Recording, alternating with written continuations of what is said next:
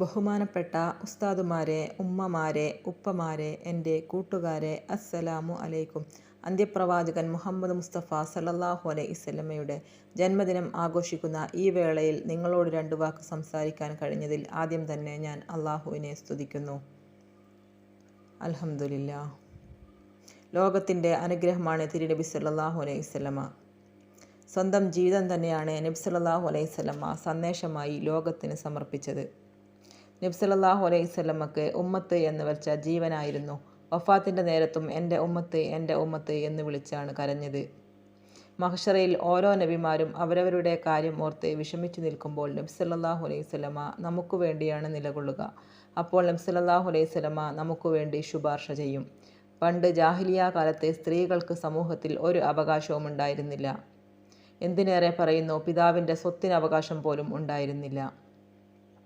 നബി സല്ലല്ലാഹു അലൈഹി വസല്ലമയാണ് സ്ത്രീ ഒരു നിധിയാണെന്നും വീടിൻ്റെ വിളക്കാണെന്നും പ്രഖ്യാപിച്ചത്. സ്ത്രീകളോടും കുട്ടികളോടും മാന്യമായി പെരുമാറാൻ ആഹ്വാനം ചെയ്തു. അള്ളാഹു തിരുനബി സല്ലല്ലാഹു അലൈഹി വസല്ലമക്ക് ഇറക്കിക്കൊടുത്ത അമാനുഷിക ഗ്രന്ഥമാണ് ഖുർആൻ. മനുഷ്യരാശിയുടെ എല്ലാവിധത്തിലുള്ള അഭിവൃദ്ധിയും മനുഷ്യനെ സന്മാർഗത്തിൽ ആക്കലും ആയിരുന്നു ലക്ഷ്യം.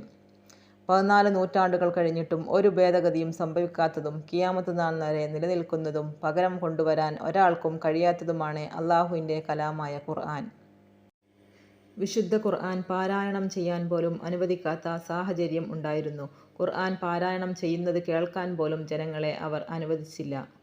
എന്നിട്ടും ഖുർആനിൻ്റെ അമാനുഷിക സിദ്ധിയിലേക്ക് ജനങ്ങൾ കൂട്ടം കൂട്ടമായി നടന്നെടുക്കുന്ന മനോഹരമായ കാഴ്ചയാണ് ലോകം കണ്ടത്.